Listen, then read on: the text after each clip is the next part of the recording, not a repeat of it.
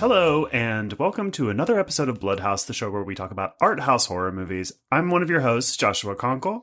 And I'm one of your other hosts, Drusilla Adeline. Sorry, how are we doing, Josh? I said that weird for you. I'm good. It's a beautiful gray day in Los Angeles, which is very rare here and always appreciated as a Pacific Northwestern boy at heart. And yeah, I'm loving it. How are you?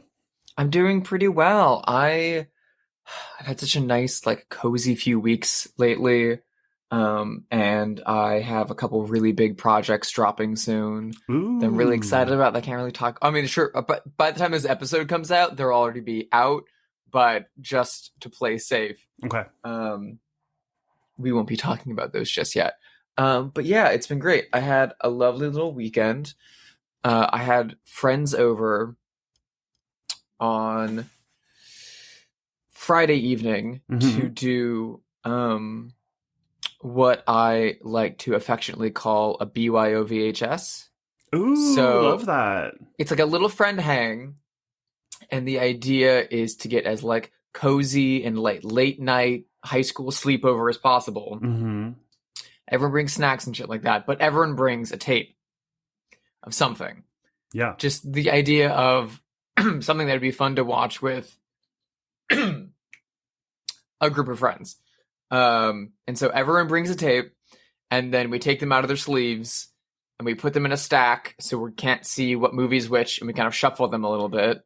And then one person picks a number and the other person picks whether we go from the top of the stack or the bottom of the stack. And we pick a title, we pick a tape at random, and that's what we're watching. And then we do it again to pick a second movie. And it's so fun and so cozy, and that sounds dreamy. It was such a lovely night. And people brought everything from Betty Davis movies to the Black Cauldron. Oh, I love the Black Cauldron. Love Dark Disney. Grosse Point Blank was in the stack. Some John Waters was in there, but we ended up watching the late 80s teen vampire comedy, My Best Friend is a Vampire. Which you love. That's one of your faves, right? It is. It's the one that I put in, and I promise I did not cheat by picking it.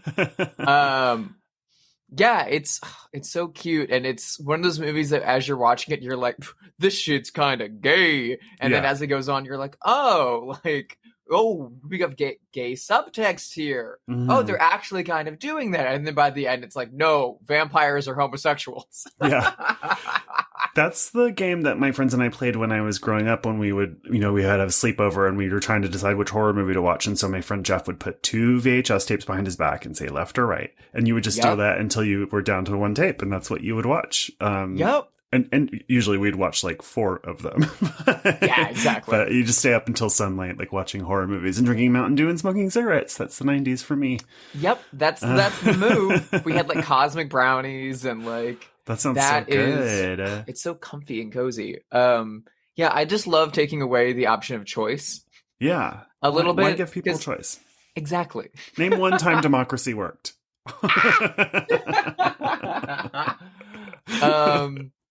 I also caught a movie this past week that I've been meaning to watch for freaking ever. It's been on my list. It's a big old Hollywood horror movie that's been on my list for over a decade now. And I just haven't watched it. And I have no excuse other than sheer laziness, considering the movie's an hour fucking long. And it's Mad Love with Peter Lorre. Oh, I love that movie. It's gorgeous. Fucking incredible. Yeah, it's so beautiful. It was directed by Carl Freund, who directed The Mummy, and was a cinematographer in Metropolis. Yeah. And Colin Clive from Frankenstein is in it. And it's 4 different super old school horror tropes all at once of you got the wax museum, and you've got the killer transplant, evil, these are the hands of a murderer, will I murder? But you've also got obsessive love and a psychotic surgeon, and it's fucking incredible. It's that weird point where German expressionism like filmmakers were coming over to America and American studios hadn't had the Hays Code put on them yet. So like it's shot like batshit. One of the first shots of the movie is like a hanging corpse. I haven't seen that in a long time. I'm due for a rewatch. It's so freaking good. Yeah, I thought it was beautiful. And Peter Lorre is just fucking incredible. What are you going to say about Peter Lorre? He just really is the moment. the really like cancelable thing for me, because basically from a 2022 standpoint, he's kind of playing an incel. He's playing like an accomplished surgeon who's like revered for doing essentially free surgeries on children and like doing miraculous feats to save their lives, but he's also a patron of the like Grand Guignol horror like waxworks and stuff like that, and is obsessed with horror shit. And he falls in love with a woman who doesn't reciprocate, and he gets like incel-y about it. But the entire time I was just like, Peter, I'm into you. He's like, I've never known the love of a woman. And I'm like, I'll love you, Peter. Please, you're my type. Oh, no. Your Peter Lorre thing is so disturbing. It's a constant thread in this podcast that we have, and I do appreciate it in my own way. Fuck that little man. What about you, Josh? Have you watched anything cancelably fuckable? I don't know about that, but I had a really cool unintentional New York double feature this weekend, because on Friday I couldn't sleep, and so I was looking through all of the apps, and on, I think it was Kino Cult, I found a documentary by our friend Abel Ferrara called The Projectionist. Oh, yeah, that's recent. I really liked it. So I don't know if this is for everybody, but it's certainly for me. It's just this older man who is a Greek immigrant in New York and has been working in the movie theater industry since the early 70s when he was a kid, and owns a couple of theaters. And he literally just takes a walking tour of Manhattan with Abel Ferrara and is like, this was the Jewel Theater and it opened in 1972 and so worked here. And it's just like a walking tour of like where movie theaters used to be and who owned them and what it was like. And a lot of it is about Times Square and the porn the porn theater industry, of course. Mm-hmm. But something I didn't know that's interesting is a lot of the art house theaters were also owned by people who owned porn theaters, and the art house theaters were funded by the porn theaters, sort of. Yeah. And so it's just like a really cool, and it's special for me because I know Manhattan so well too. So that's part of it. There's like a nostalgia factor. And you get to see clips from all these like pulpy old movies. They'll show like literally clips from old porn movies or clips from Driller Killer unedited. You know what I mean? So it's just like a really cool celebration of like movie theaters and how special they are. That's awesome. I didn't know what that doc was about. I really want to watch it now. You would love it. I don't know if it's for everybody, but it's certainly for me. And then last night was really special because I got to share one of my all-time favorite movies with my boyfriend and my friend Christian. We drove to South Pasadena, and Videotech was doing a screening of Times Square in 1980, which is one of my all-time favorite movies. Longtime listeners and Drusilla know how much I love juvenile delinquent films from the 80s, and this is among the best. And God, that movie because it's the intersection of everything, because it's a juvenile delinquent film and a like girls in rock film at the same time. Riot Girl or like girl punk, and it's New York in the 80s, and Tim Curry is in it. And it's one of the best soundtracks ever. I mean, I love that movie. I didn't know that Videotech was screening it. I would have gone. Yeah, it was great. I mean, aside from Valley Girl, I think that Times Square has the best soundtrack of the 80s. And I like Times Square as a movie. I don't know. That's a tough call. I can't choose between Times Square and Valley Girl. They're different, so I don't need to choose, but I just loved it. It was interesting to watch as a 40-year-old because the Tim Curry character, it strikes me in my old age, is so awful. Because I'm like, you are a 40-year-old man. You have to stop obsessing over these 14-year-old girls and making their runaway like celebrity your whole job and personality. It's like, so it's really weird to watch now. It's just a movie I love so much. I do too. I have such a sweet spot for that movie because when I was in college and we'd have like parties in the dorm or like go over to someone's place or something like that, especially if I was hosting, the music would always be, I had the final soundtrack of Times Square and of Alan Arkush's Get Crazy. That's a good soundtrack too. And I had those two records, and then I think like the Best of Blondie, and those would always be like the background party music. And every single time those would go on, everyone's like, "Oh wow, this is such a great like playlist." And I was like, "This is just a soundtrack. This is just like." It's the Ramones. Now it's Lou Reed. Now it's like the Pretenders and like Joan Jett and like it's an incredible soundtrack. I have two things to say about what you just said. So Alan Arkush actually directed my A Series of Unfortunate Events episodes, but I didn't get to meet him, and I was so bummed out because I'm the biggest rock and roll high school fan on earth, obviously. And so I really wanted to talk to him about that. But also in Times Square, David Margulies, the old character actor, is in it. He plays the psychiatrist, and he was in my short film that I made with Danny DeVito. Yes. In 2015, which was his last film. He passed away right after we wrapped. But a wonderful old character actor. He's the mayor in Ghostbusters. He's in Dressed to Kill. He's in Times Square. And so I asked him about Times Square, and he had no recollection of doing it, which is fine. He has a very small role, and he did work a lot. But I just thought it was funny. That's all. I have a movie that's so dear to me, you know? I have a super quick Alan Arkush story as well. Because the first time I ever heard of his existence, because I'd seen Rock and Roll High School as like a teenager, and I hadn't seen Get Crazy yet. But my father was a scuba instructor for years and years and years, and he would take us down with other people in like that he taught in Indiana, would take them down on dive trips to like places in the Caribbean, little islands and stuff. And so he would have a free room for himself. So he would take me or my brother or something like that. And then we got to go on the dive trip because we were certified. And we were on this one dive trip with all of these like weirdos from Indiana that could pay to go on this thing. Yeah. And we were on the back of a boat in the middle of the fucking ocean. And this guy was talking about how like he was like an investment banker or a lawyer or something like that. And he was like, yeah, my cousin Alan directed some movies. And we were all like, sure, go off to California. You're never going to make shit. And so every now and then a family get-togethers, he'd be like, I made this, I made that. And we never believed him. These never came to like Indiana, so we didn't think these were real. And we were just like, sure you did, kid. And then finally he sends me the tape of Caddyshack 2. And I was like, oh, I'm so proud of him. He finally did something that's up on the video store shelves.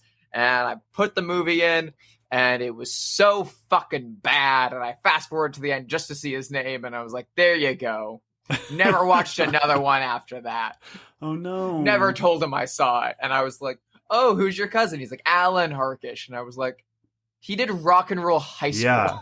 Oh my God, he's like a Roger Corman person, you know? Yeah, like, he's an iconic like career. A legend. And he's like, Caddyshack 2 sucked.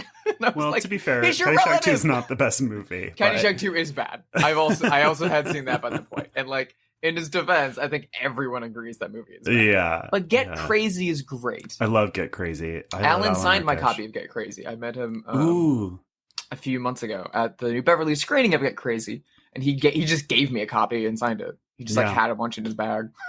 I thought of you before the movie at Videotech because I was there with my boyfriend Joel, and we saw the cover of Over the Edge, which you did, and we saw the cover immediately after of Out of the Blue, which you did, and I was like, oh my God, there should be a Blu-ray of Times Square, and Drusilla should do it because you have this legacy of like doing the art for my favorite like teenage delinquent the 80s films. Delinquent movies. Yeah. There is a Times Square Bluray, but I know, but I think they could do a new one. Yeah. If someone in Europe wants to release a version of Times Square, I'll do the art for free. Yeah. And I just also think maybe that director is one of my favorite directors because he's Alan Moyle, I think. Alan Moyle. Yeah. He's so underappreciated because he did Times Square, Pump Up the Volume, and Empire Records, which are 3 killer teen sort of rock and roll MTV-ish angst movies. And I love all 3 of those movies. Everyone loves Empire Records. That's like such a Gen X movie. Yeah. It's so beloved. And then you kind of scratch the surface and some people are like, oh, I remember that. What's the one with Christian Slater's got the radio? And Ellen Green from Little Shop of Horrors. Yeah. And like some people remember Pump Up with the Volume. My drummer in high school, their dad loved that movie. He was always trying to get us to watch it.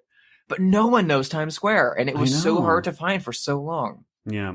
Well, It's so good. it's out there. You should, listener, you should get Times Square. It's really wonderful, very sweet and exciting, and just makes you feel young. And I don't know, it's just a good movie. Yeah. So that's what I watched.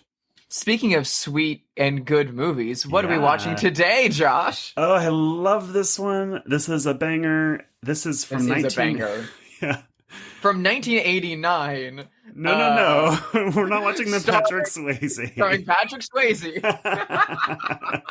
No. From 1982, directed by Tony Williams. This is the New Zealand-Australia co-production Next of Kin. To my daughter, Linda Mary Stevens, I leave my entire inheritance, all goods, chattels, and worldly possessions that comprise the estate of Montclair.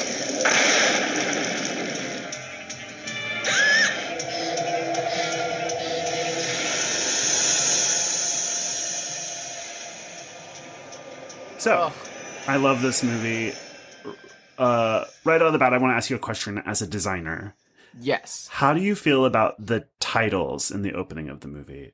I'm obsessed with them. Oh, good. I was like, I love them, and I think they're so beautiful, and I want to know what Drusilla thinks. They're so hot. Yeah. One of my favorite things in any movie is whenever you can have gigantic type just scrolling from one side of the frame to the other. Yeah. And the title design for Next of Kin is this nice, like, swirly, almost like crayon. Or like paint or something. Yeah, font, gorge. and then it's on the Australian poster. Mm-hmm. And then it it's gigantic, fills up the frame, and slowly slides across as we get like a white serif font popping in between with the actual titles and stuff. But the thing I noticed on this watch of the movie is that after it finishes the name, and then it gives you like a line that just keeps going and a few lines that stretch out. Mm-hmm. But they're clearly on like different cards and they don't like match up properly in between the slides, because you can kind of see where they overlap and then where it doesn't like line up properly. So there's like a hard line and the line just jitters up like a centimeter. And it happens every single time to the point that I was like, is that intentional? Or did you guys just like, we're like, it's fine. We don't want to redo an optical. That's lazy. Could be either. It's a very low budget movie. Is it a low budget? I mean, I guess it's a low budget movie. $2 million. So it's not that low budget, but somewhat low budget. Yeah, they spent their budget on the end of this movie, not on the fixing the opening titles. So, okay. This is a pretty, up until recently, was an incredibly hard to find. Yes. Australian horror film.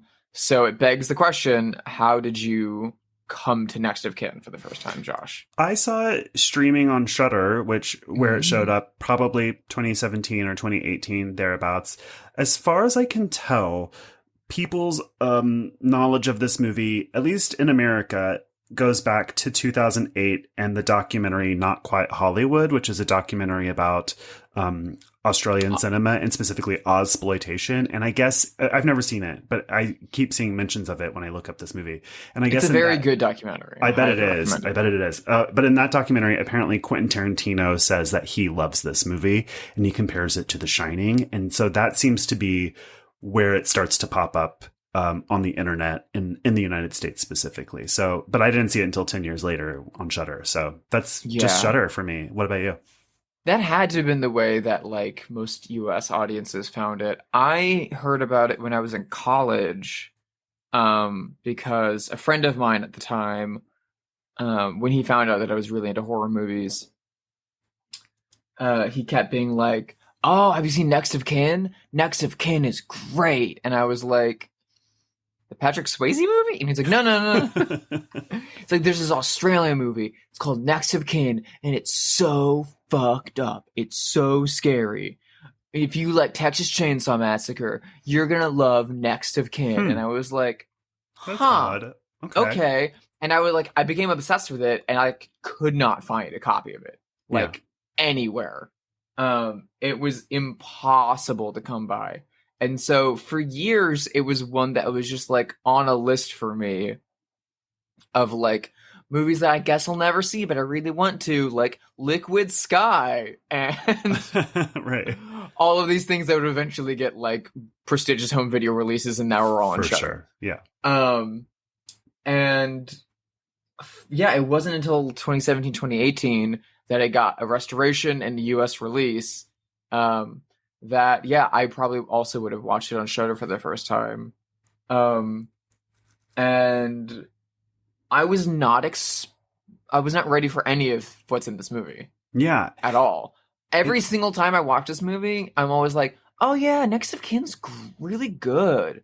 I should watch Next of Kin again. And then when I put it on, I'm always just immediately like, fuck, this movie's amazing. Every single time I'm watching it, I'm like, why isn't this highly considered one of like the top 10 best horror movies ever made? Yeah. Every single time I watch it. And then like a year goes by and I'm like, Next of Kin's pretty good, right? Yeah, I think that's pretty good. It's like a cycle of like forgetting how amazing this movie is. A lot of people, I guess because of Quentin Tarantino, but a lot of people compare it to The Shining, which I don't think is a very good comparison. I think it's a really like... I don't think it's like anything out of like his ass comparison. It makes no sense at all. It does. I can see why my friend around. compared it to Texas Chainsaw. Yes, but I mean, this movie is very slippery in terms of subgenre because it does, for a while, seem like a haunted house movie. It does seem like a paranoid woman movie. Is it happening, or is it really, or is it, are you just crazy kind of movie? It feels a little bit like a home invasion movie for parts, or like a stalker movie.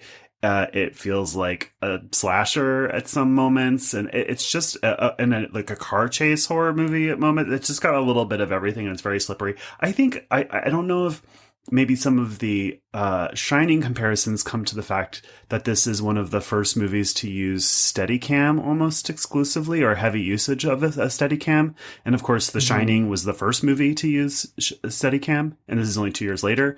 So maybe that's it, but I don't know, because Steadicam is so common now that I don't think most people think of it that way. Anyway. Yeah, and it's so fascinating that this, being from Australia and on such a low budget, would also be using it, because it's around the same time that like Brian De Palma started using it for the first time, and Blowout and Dress to Kill. I think Blowout was his first one to use it, not even Dress to Kill. So like, it's starting this whole new language, but the cinematography of Next to Kin, I think personally, is better than the cinematography in The Shining.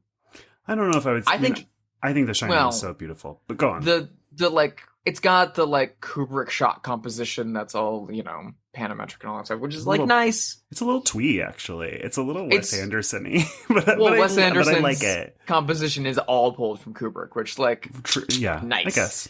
But I think the camera work in Next of Kin is incredible. It's incredible. The lighting, the like very slow camera movements, like the way they're able to move throughout space in such long takes and such distance while remaining completely in focus is so incredible. Yeah. And also the way that they're able to do incredibly stylized, very flourishy camera moves that never take you out of the movie. They're never like, look at what we just did. Whoa, look at what the camera. None of that like Michael Bay drone shit. Yeah. You're never, or even De Palma goes like, and Argento go a little bit too far sometimes. Mm-hmm. I love that stuff. Mm-hmm. But Next of Kin rides that line of like, we're going to do some insane camera moves, but they're all going to be rooted in the like emotional and psychological journey of our character and in developing these like fright moments perfectly. The way they shoot, who's the lead actress? Jackie Karen. Yeah, Jackie Karen. The way they shoot her throughout this movie is fucking incredible.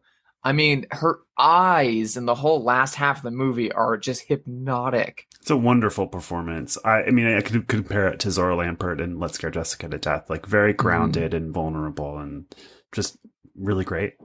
She also gives me big Tina Fey energy. That's interesting. Which the entire time I was rewatching this, I was like, why hasn't Tina Fey done a horror movie? Come on. I would love a Tina Fey horror movie. Imagine Tina Fey as a final girl. She'd be amazing. It's about time. Come on, Tina. I guess I'll do a quick synopsis for this. Jackie Karen plays a woman named Linda. This is Australia, by the way, in case we didn't mention. She returns to her tiny sort of outback town because her mother has passed away and she's inherited the family estate, which is called Montclair. And Montclair has been all of Linda's life used as a retirement village for the elderly. So she's now inherited this retirement village in a beautiful old country estate. And it's being run by, a woman, what's the woman's name? Named Connie. Connie, yes. An elderly woman named Connie who worked for her mother. Linda starts reading her mother's old diaries and realizes that her mother felt somewhat ill at ease in this house, to say the least. Her mother also had a twin sister who becomes important.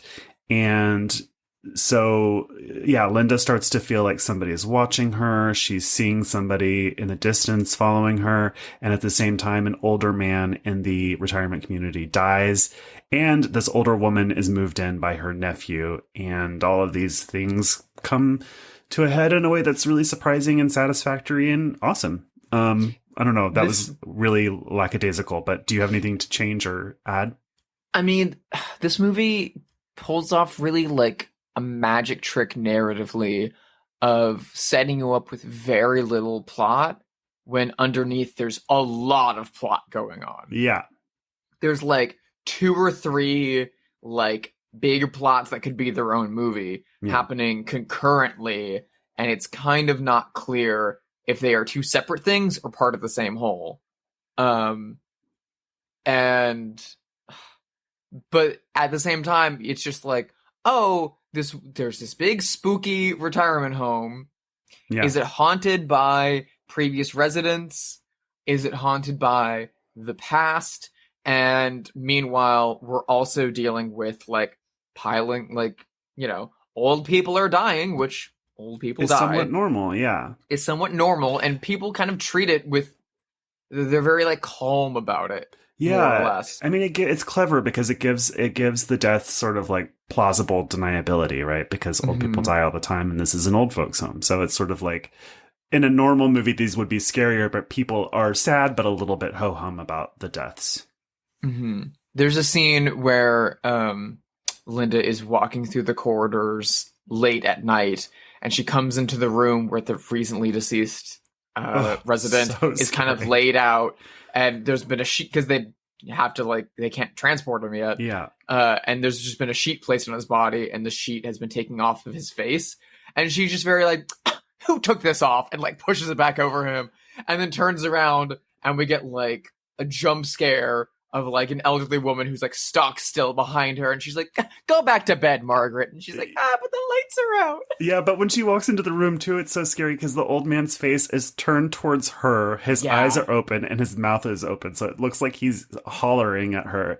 So to me it's really scary, but to her it's not, because it's so normal. This movie has speaking of Let's Scare Jessica to Death, a lot of scary old people shots. A lot of like menacing elderly people. Which like are in the world of the movie are treated as like, oh hey Jim, like what's going on? Yeah. But are absolutely like set up for the audience of like, ooh, a spooky old person. Ooh, ooh. Are they dead, or are they a zombie, or are they just old? Yeah. Maybe that's worse. The first man who dies is an older man who lives in the retirement home, and he's found drowned or, not drowned, dead in a bathtub because another older man. A heart condition. Yeah, another older man is getting into the tub and doesn't, because of all the steam in the room, doesn't see that there's somebody already in there. Until his foot lands on his head. Yeah, it's beautifully shot. Very strangely shot. Like, the choices are very unusual, but very beautiful and evocative. We get a lot of imagery of water in this movie. A lot of the, like, Ophelia painting where she's in the river drowning. Like, that kind of imagery a lot in this, except it's an old man. Yeah, and it's interesting because it starts to bring up these childhood memories of people dying when Linda was a little girl, and people died similarly. And so she's like, is this something that is happening again in some weird way? Is there a ghost? She sees somebody wearing her mother's coat in the window at some point. And so she's like, what the hell is happening here? And at the same time, this woman, Connie, and the town doctor who works with the retirement home are kind of like, it feels like gaslighting her. Like, nothing's happening. Everything's fine. You're kind of making this up. And so it really has that Rosemary's Babies, House of Psychotic Women kind of vibe to it, as well as being like a haunted house movie, or potentially someone's inside the house, kind of home invasion style. You really don't know what's going on. And so it kind of dances in all of these different subgenres in a way that's really clever. And it does it each of those little subgenres perfectly, like flawlessly. And it also blends them perfectly. Yeah. Because just when you're like convinced it's one thing, it like very quickly slides into the next. And you never feel like disappointed. You never feel let down of like, but we were so into that and invested in that. It like seamlessly moves to the other thing, and you're like, the other shoe drops, and you're like, oh shit, it's this. Oh fuck, oh no, oh god. And then it goes again to a different thing, and you're like, you're with it the entire time. You're never like, you never feel let down. It never jumps the shark. It never gets ahead of you. And it is genuinely surprising, but it sets everything up in such small, simple ways that you forget about it. Yeah. And I think while I was watching it this time, I was kind of ruminating on like, how are they achieving this? So many other movies have taken some of these ideas before and after and tried to kind of do them at the same time. And a lot of them fall on their face.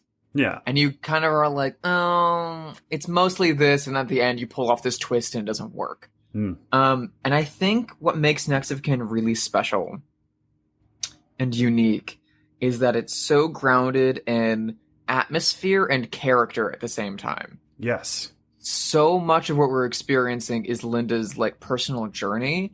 And even before we get to like potential hauntings and gaslighting and things like that, it's mostly like returning home to childhood traumas. Yeah. And this movie's couched in such a like coming of age ideology, because all of her memories of being there are of being a young girl. And so she's kind of haunted by images of herself as a child with a little red ball throughout the house. And there's her old flame who lives in the town that she might be rekindling with.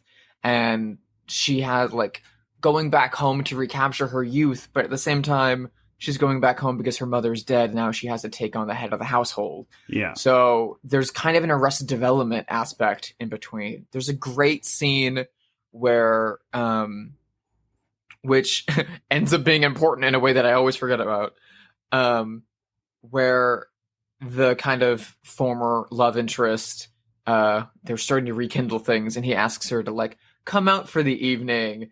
We're gonna go drive out with my other friend Carol, and she's just like too exhausted and kind of put out by the fact that there's another woman involved, that she needs to go back and keep working on the books, and she has to choose this like more adult lifestyle than to be going out and drinking in the outback. Yeah. And like that is like kind of the emotional undercurrent and where so much of the filmmaking rests. And then all of the other stuff seeps in and layers on top of that. So sometimes like she will have fucked up dreams of her past that's mixed in with what's going on right now. And so it's hard to tell, is there spooky shit going on, or is she just had PTSD? Yeah. There's a lot of themes of the genre of like coming home to your small town when you're in your 20s and you've been away for a while. And there's a lot of those movies that are great, horror and not horror. I mean, you mentioned Grosse Pointe Blank, which is a great example of that kind of movie, you know? So you get a lot of that. You mentioned her old flame. We should mention that's played by John Jarratt, who most of the listeners will probably know from the Wolf Creek franchise. I know him from Picnic at Hanging Rock, but he's just like a wonderful old Australian character actor who's still out there working mostly as a psychotic killer of hitchhikers these days. But he's very charming in this movie, very handsome, wearing a very tight t-shirt for most of the movie. It's great. Very charming performance. And, you know, there's a really like kind of central set piece in this movie where she is left alone in Montclair and is terrorized essentially for a few hours by everything that's going on in the house. And then she decides, fuck it, I'm going to go to sleep, and then has like nightmares all night long about her childhood trauma. And then she gets like stirred awake by something in her room, and it's just him sneaking in for a quickie. Awful. So like, you know what? I'll go through a night of like bumps and frights and leaky taps, and then nightmares if it means like, you know, a nice cuddly night of sex. That's fine. I'll go for that. I mean, I would have to like a man a lot to not be like, never speak to me again, and I'm calling the police. You know what I mean? But yes, like things are happening around the house. She wakes up and like all of the taps are on in the bathroom and it's flooded. So again, more water things. There's a lot of beautiful wide shots. I mean, I said the outback earlier, but that's not really fair. We're actually just outside of Melbourne in this movie, and so it's rural, but not harsh. It's a very beautiful little town. The people seem nice and normal, even if we get the very class. Horror movie and horror story in general trope of the movie starts with her coming to the village, to the small town. Yeah. And then she stops, of course, at a little rest stop, like gas station diner on the way in, which is every single horror movie. You have to have the like one little stop before you get to the place, which is usually where a cranky old man will be like, "Don't go there. You kids don't want to go wandering around in them old mines." Yes, you do. You kids and your talking dog don't want to go anywhere near there. But it's so lived in and so comfortable. But one of my favorite bits in the whole movie is there at the beginning and then kind of gets paid off at the end, where she's just kind of like building a little like tower from forks and spoons, which she does later with sugar cubes in one of the best scenes in the movie. So good. But when she's building it out of forks, she turns to the little boy whose father runs the place, and says, "It's a test of nerves," which is like, that should be the tagline for this fucking movie. It's so good. She's incredible. She, as like a like female centric like centered character of this movie, is incredible. She withstands all of this torment. She like solves mysteries. Yeah. She puts clues together. She doesn't put up with anyone's bullshit. Yeah. She gets laid, and she figures it all out. I love her. I love good her for too. you, Linda. Great performance. As near as I can tell, she only did like really TV stuff after this. Whenever she wears glasses in this movie, she puts on like the big, now they would be called hipster glasses, like sort of big, oversized late 70s. But they're like 80s 80s pedophile glasses. They're really cute. But whenever, you said pedophile, but I was going to say, whenever she puts them on, she looks exactly like my mom when I was little. Because my mom, very skinny and pretty, long black hair, big glasses, the sort of high-waisted 1980 jeans. So it made me feel like a little bit cozy because she looked like my mom when I was little. Does. But that's the other thing, is she looks like super cozy. There's so many scenes in this movie where she's got the big frame glasses on, she's got her hair down, and she's in like a button-up shirt or something, and she's just sitting in the middle of her bed, cross-legged, and then like going through all of these old papers and diaries and documents. So we get like swirling camera moves and like VO from her dead mother. Yeah. And she just looks like cozy hanging out in her bedroom. And she seems like a real cool down girl that you would be friends with. You know, she's really pretty, but not in a sexed up way. And she just seems like cool and chill. But you mentioned like the camera work when she's just sitting there reading letters. Again, it's steady cam. The camera's always moving in this movie to the point where when it's not, that's when you're like, something's about to happen. Like whenever the camera is stationary, you're like, you get scared, which is so backwards, right? Like usually you're used to locked off stationary shots. And when something's moving, you're like, oh, this must be special. This does the opposite. So like whenever there's stillness and quiet, you're like, and it's so cool and effective. I mean, the camera work is amazing. The camera work is amazing, but we should talk about the other aspect of the movie that is amazing, that really heightens attention, which is the music. Absolutely. The music, which is by Klaus Schulze. Yep. who was a member of this little band called Tangerine Dream. Yeah. So every great 80s soundtrack, Tangerine Dream. Yeah. I really like this score. He didn't actually write this for the movie. They were using just random Klaus Schulze tracks as temporary music, but the director liked it so much that he was like, can we just use these? And he was like, sure. And so they're like just different Klaus Schulze tracks pulled from different albums and sources, which I think is interesting. And yeah, Klaus Schulze is considered one of the grandfathers and important people of electronic experimental music. So if you're somebody who likes electronic scores in horror, this is a really interesting one. It's also a pretty early, I would say. And yeah, it's a really great score. It's very Tangerine Dream. If you like their work, you're going to like this. And I don't know what to, I mean, I have to say, I don't always love an electronic score. I'm somebody, Really? I mean, I do and I don't. I mean, if I'm given the preference, I might choose like violins and pianos and like sort of older school score. But I appreciate when it's done well, and it's certainly done well here. Some of the electronic scores of the 80s, I don't think have aged as well as this. You know, like I just recently watched They Live Again, and John Carpenter's score is so bad in that movie, honestly. The score to They Live, I feel, it is sounds less like the Seinfeld music. It's a lot more like electric guitar and stuff like that. It's bad. It's not amazing, but that's also like 89. It's a lot later. I will say the score to The Thing is also not good to me. Really? But that's not even John Carpenter. That's Morricone. Yeah, I don't like it. The only John Carpenter score I like is Halloween, frankly. And I might like that. Not even The Fog? I don't remember the Fog score off the top of my head. Listeners, Josh is wrong. I might even prefer the Halloween music when it's done with piano and strings over the synth version. So, I am such a big fan of classical, like, cinematic strings. My thing, though, is, especially if it's a thriller or horror movie, it has to be really pitched and really like inventively written and performed in the style of like Pino Donaggio or Bernard Herrmann, or else anything else is going to sound too generic.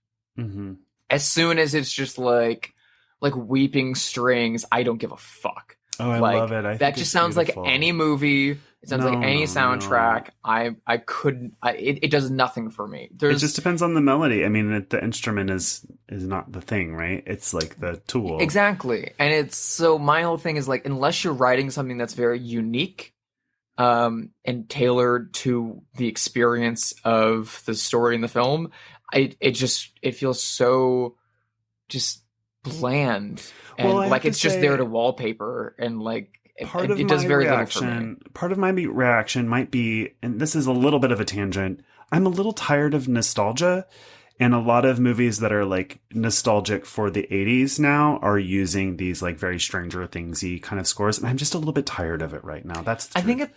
I think it's a mixture of that, but it's also, I think, one of the reasons why synth soundtracks really made like a leap back into the horror movie landscape in the late 2000s, early 2010s. Yeah, like It Follows and that, you know, that kind of movie. Yeah, You're Next and stuff like that. The Guest. Yeah, The Guest was a big one. But that was both like a stylistic choice based on all of those directors having like grown up in the 80s. But also like an economic choice because it's cheaper to do a synth score. Sure, I get it. And so like as a filmmaker, I would prefer to use a synth score for a film because I know it can be more effective for less money. I would love to use an orchestral score, but for me, it would really have to be couched in that like 1940s. Well, I'm doing it right now, I can tell you. So I just made a short and I'm working on the score as we speak with the composer. And I was like, what I want is one string and one piano. Just like really simple, not a whole orchestra, just like one low string and a piano. And I hope it'll be beautiful, but I just wanted something simple and a little old fashioned, but older fashioned than the 70s, 80s, which is like, I love the movies that we mentioned, but I just watched The Black Phone and I don't need to comment on that movie. But as I was watching it, I was like, I'm tired of this. Like, doesn't anyone want to make a movie about the 2020s where we are? You know what I mean? Like, and of course I love the 70s and 80s. Those are I love them, obviously. Anyone who listens to this will know I do, but I just like, I'm tired of that. Like, I'm tired of everything that comes with that aesthetic and that nostalgia. But that's the other thing about what you were saying about how, like, it's 2022. So, like, in the, like, for a 40s movie by, like, John Huston or Alfred Hitchcock or something like that, Right. it being scored with cellos and violins and stuff, got it. Totally cool. Yeah. And then we can get to the 80s, scoring with electronic instruments and synths, got it. Cool. What's the instrumentation of 2022? It's still electronic instruments. I guess so. Or is it like pop music? I mean, look at Bodies, Bodies, Bodies. Is it using pop music? I don't know. I think it is electronic. I think the sound is a little bit different than the 80s sound, obviously. It's more influenced by like hip hop and R&B and sort of like those lo-fi beats to study to kind of Yeah, exactly. playlists that you'd hear on YouTube. I feel like it's more inspired by that now, which is a little bit of a different sound for me. And I don't mind that. I would love to hear a film score that is heavily influenced by lo-fi beats to study. I love lo-fi beats to study too, so I'm not knocking that. Yeah, I don't know, I love a gimmick score too. So like Carnival of Souls, which is all scored. The organ is so good. The organ, or the Third Man, that's all scored on the zither. So I don't know. I like weird instrumentations and stuff. I just have a real like stick in the mud about like generic film scores. I remember when I saw Tim Burton's Big Eyes for the first time, and I was like, scored by Danny Elfman. At least the soundtrack's gonna kick ass. And then it was a very like standard film score soundtrack, and I was like, even Danny Elfman's phoning it on this? Jesus Christ.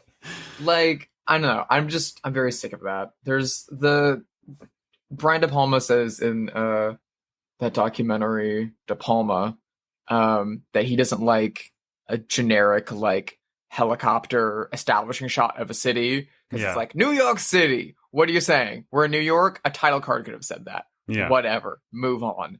And I feel kind of the same way about most film scores of like, oh, you've got a violin and stuff. It's you've got some tones in the background. Mm-hmm. Cool. What is this saying? What is this adding? Other than it's a movie, so here's the score. God, you make me want to call my composer as soon as we get off of this. I feel like I'm in danger. I'm so sorry. I don't want to be like, I don't want to like shit talk someone who's currently making a movie or something. I'm not like rating anyone. This is just my personal preference in making things. I just feel like I'm a person making a low budget short film. Everyone who's my peer is doing these electronic scores that are like, and I feel like people are still doing these like referencing the 80s electronic scores for contemporary movies, and I just don't want to do that. And I have a little bit more money, so I'm going to use it on like a couple more instruments. That's all. Then buy a theremin. Like, I don't know. I mean, a theremin would be amazing. I will never complain about a theremin. Or get a singing saw. Yeah, I love a singing saw too. I wanted to learn how to do that, but then I didn't. You've got to either be a circus performer or a member of Neutral Milk Hotel. Yeah. Shit, what else do we want to say? We went on a long tangent. We did, but it was important. I mean, good one. Here's the, I mean, like, so one thing I want to mention, which, I mean, I don't know if this will be important to you or not. There's one of the quotes that kind of like was used to sell the restoration and re-release of this movie was that they referred to Next of Kin as, quote, a giallo that rivals Argento's Deep Red. No, it's not a giallo. Not by any stretch of the imagination, I don't think. I find that really a reach. What do you think? I think this is a giallo film. Okay. And I'm not just saying that so we can have like a conversation. I it kind of strikes me every single time I watch this movie, because every single time I watch this movie, I'm always like, oh yeah, that like spooky supernatural movie Next of Kin. Mhm. And then the more I'm watching it, the more I'm like, no, this is closer to like Lizard in a Woman's Skin, Mhm. or like Forbidden Photos or Lady Above Suspicion. Like, Yeah. this does have ties to those like pre-Argento, again, House of Psychotic Women kind of Giallo films. Yeah. Especially with the amount of twists that we get in the end of this movie. Yeah. I don't know. I could I see understand categorizing it. Next of Kin as a non-Italian Giallo film. I understand that. I feel like people who love Giallo going into this thinking it's a Giallo would be disappointed because it doesn't have any of the touch points that they love. It doesn't have the colors. It doesn't have the sleeves. It doesn't have, I don't know. It just doesn't have any of the things that I associate with Giallo for me.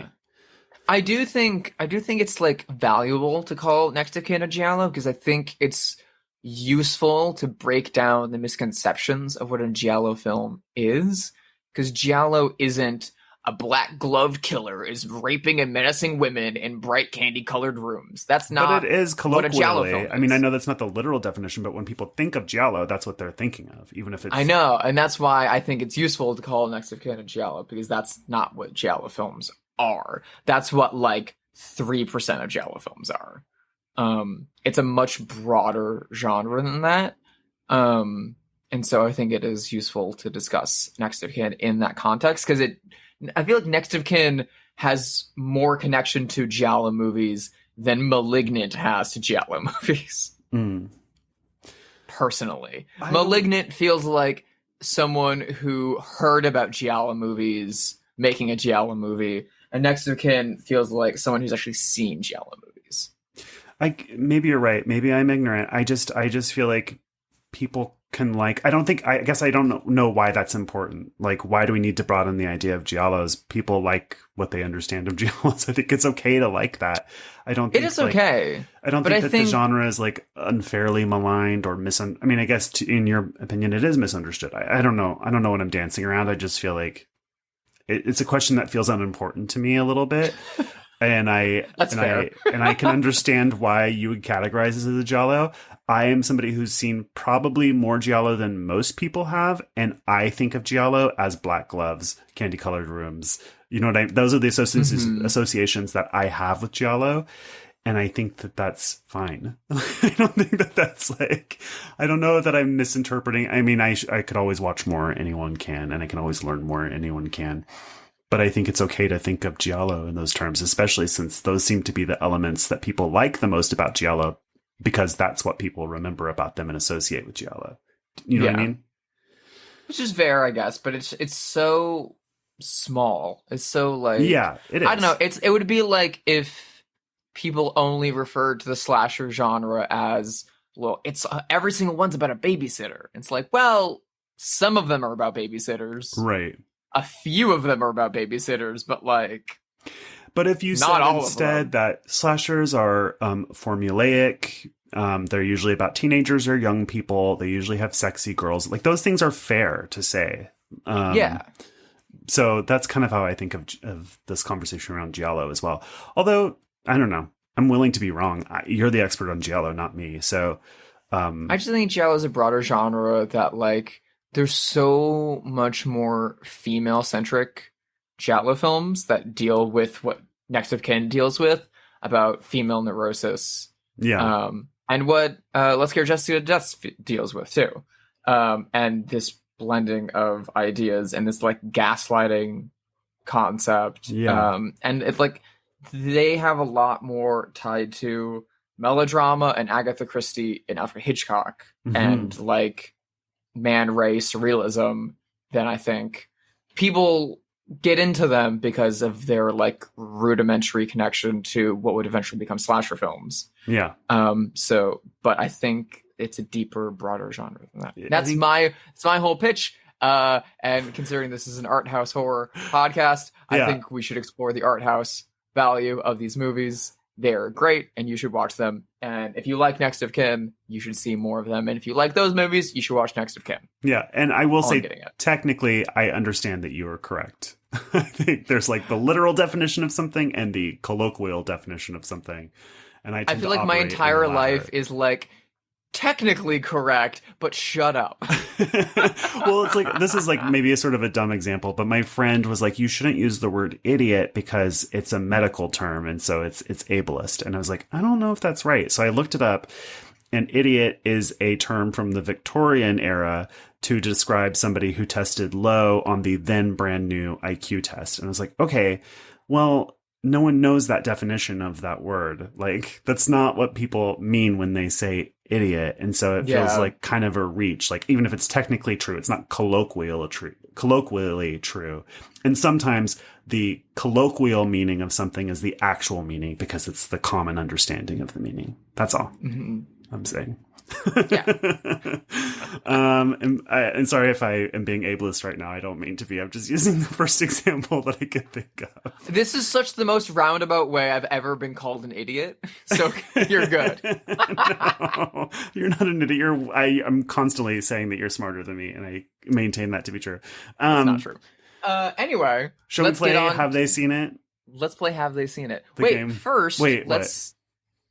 Sorry, go. First, let's see what would be a good double feature with Next of Kin. Okay. I'm gonna do a weird one and say Picnic at Hanging Rock because of John Jarnett, but also it has like a dreamy, yellowy palette Australia kind of vibe to it. It's much artier, a bit artier and slower than this movie, but I think it would be good. Yeah, I love that movie so much. Yeah. I love Australian horror, and I need to watch more. But yeah, Peter Weir's Picnic and Hanging Rock is incredible. Do you think that would be before or after Next of Kin? Before, because I think it's too sleepy to watch it after. That's true. Or you can go the other direction if you're doing a John Jarrett double feature and watch this and then watch Wolf Creek second. That could actually be pretty good because Next of Kin starts out like a little slow and then gets like batshit at the end. Yeah. So going from that, and that might be really good. Yeah. Well, after the like Giallo question of this, I'm actually kind of, I think this would play really well with The Strange Vice of Mrs. Ward. I think so too. Which is a Sergio Martino movie. Yeah. Which is another like psychotic woman like has to like try to figure out if something fucking weird is going on, if someone's messing with her, or if it's something different. And it similarly has like 3 twists on top of each other at the end and a big car ending. Yeah. Oh, do you know what else would be good? Is the New Zealand horror film Housebound, which is a horror comedy. And it would spoil to tell you. I don't know Housebound. Oh, you don't? You would like it. I don't know it. It's a Kiwi movie from like maybe the early 2010s. Very funny, very scary. And it's about a woman in what you think is a haunted house, but turns out to be something entirely different. It's great. And she's on house arrest because she's like tried to steal a car. She's like a young woman who tried to steal a car, and she's on house arrest and she can't leave this haunted house. And it's you'd really like it. So I think that would be a good one too. That's great. I need to see that. Yeah, yeah. And she's Maori too, which is a cool touch as well. Like dope. Maori woman. Yeah. Okay.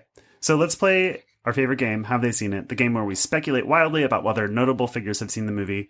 I will go first because I've got someone top of mind. So this person, as we've said, brought this tension to a lot of this movie to a lot of Americans' attention. Quentin Tarantino. So I literally Googled Quentin Tarantino's friends to see if these people have seen this movie.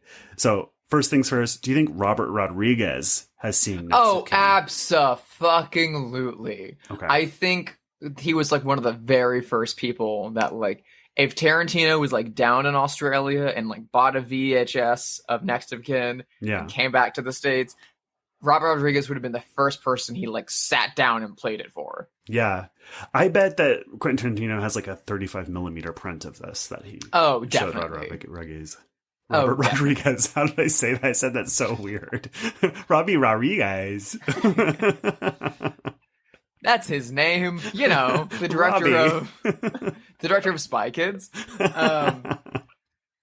Yeah. Well, I mean, like, I hope he has a 35mm print, but if he does, play it at the New Bev, Quentin. Yeah, come on. You dork. Come on. Yeah.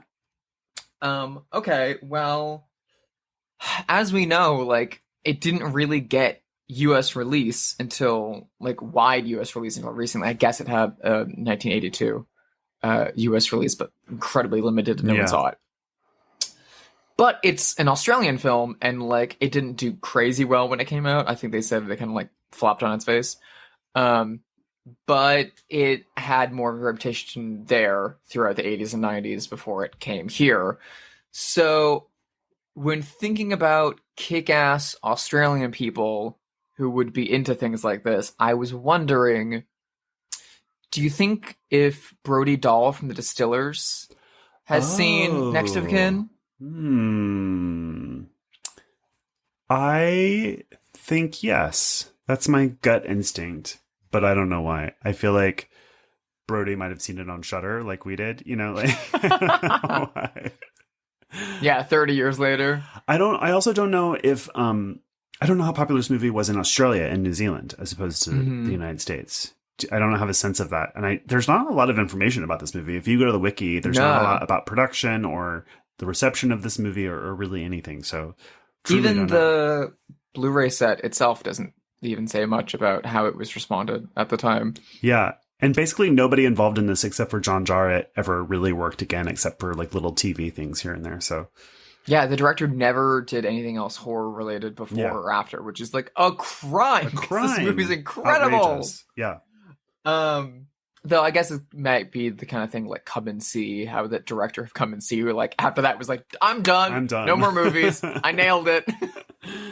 Dude, you nailed it on Next of Kin. Well, I like to think that maybe like growing up in the like late 80s and like as a teen in the 90s, she like could have come across a tape of it, like hanging out with a bunch of punk kids. It may have been on a house like, show, VHS in Australia and at video stores and stuff. I just don't know. Yeah. I like to hope this movie had that life in Australia at the time, and I like to think that cool people were into it. Me too. So speaking of Australians, I had somebody else in mind, but since we went to Australia, I'm gonna bring up this generic Australian from the 80s. Do you think star of the Crocodile Dundee movies, Paul Hogan, has seen Next of Kin? God, that's not a knife. That's a knife. That's not a corpse. This is a corpse. I just realized that we forgot to talk about the freaking water fountain death. Which, oh my god! There is also one. Like, I had to like look up on Wikipedia who that was because I was like, "Yeah, who are you?" Yeah. This movie you have to read the Wikipedia if you don't pay super duper you attention because you really have to pay attention. Yeah, because at the end of the movie when like the final twist happens, I was like, what? Wait, you were here the whole time? Yeah. The first time I watched it, I was like, I need to read the Wikipedia for this. I'm going to say Paul Hogan has never seen this movie. I agree. He seems too dumb and too basic. Yeah. I also don't think he would like it if he saw it. Me neither. And I don't know why. I don't know anything about him. He seems like a perfectly nice person, but I just feel like it's not his bag. Well, speaking of Australian action stars from the 1980s, and someone that everyone keeps forgetting is Australian. Do you think, and I could have gone with Nicole Kidman because she's lovely and amazing. Sure. But nah, fuck it. Let's go with the even worse person. Do you think Mel Gibson has seen Next of Kin? Yeah, I do, honestly. I really do. I want to keep this from him, but I cannot. I feel like he's seen it. I don't know why. I don't know if you've been watching The Rehearsal on HBO Max. I love that crazy woman Angela reveals her favorite director to be Mel Gibson. I screamed in my house when that happened. It's so perfect. It's like that so show is perfect incredible. that it's scripted. Yeah. So I think, And unfortunately, the title of yes. the episode is Apocalypto. Oh Yeah, my her God. favorite movie is Apocalypto, and Mel Gibson is her favorite director. And then later in the episode, Nathan Fielder in the VO is like, as much as we all love Mel Gibson. Oh, Jesus. Anyway. Anyway. I think that's it for this episode. If you liked it, please rate it on whatever, on the things that you listen to podcasts through. You can follow the show at BloodhousePod on all the socials. Email us at bloodhousepod@gmail.com. Drusilla, where can people find you? You can go find me and all of my art over at sisterhidedesign.com. I've got some new posters dropping soon, so go check them out. I'm also on Instagram at Hyde Sister, and I'm over on Letterboxd. You just search Drusilla Adeline. I'm over there, so follow me. What about you, Josh? I'm at Joshua Conkle on Twitter, Instagram, and Letterboxd. Drusilla, what are we watching next week? Next week, we are getting a jolt and coming back to life with our very first exploration into Hammer horror. We will be watching Martin Scorsese's favorite Frankenstein created woman. Cannot wait. See you then. Bye-bye.